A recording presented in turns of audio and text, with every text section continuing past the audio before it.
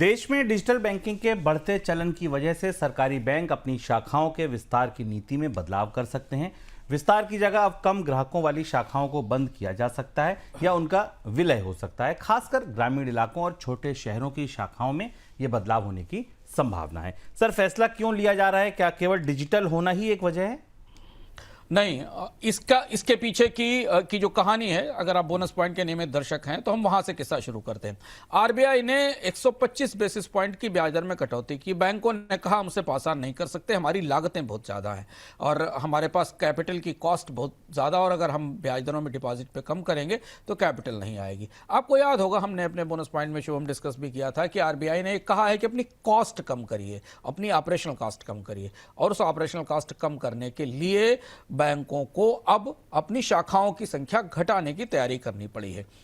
बैंकों ने एक डेटाबेस तैयार किया है जिसमें देखने की कोशिश की है कि किस ब्रांच पर कितने लोग आते हैं, यानी ट्रैफिक कितना है, कितना उसका इस्तेमाल होता है।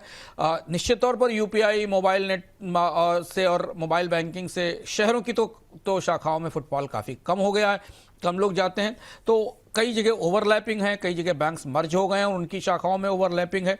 तो इस पूरी व्यवस्था से बैंक अपनी लागत बचाने के लिए अब फिजिकल प्रेजेंस को सीमित करेंगे, शाखाओं को मर्ज करेंगे, कहीं केवल सर्विस काउंटर खोल देंगे और कुछ जो है वो टच पॉइंट जैसे क्रिएट कर देंगे। तो मुख्य रूप से ज़रूरी इस वजह से था कि बैंक अपनी लागत कम कर सकें, क्योंकि ग्राहक वैसे भी डिजिटल चैनल की तरफ शिफ्ट हो गए थे।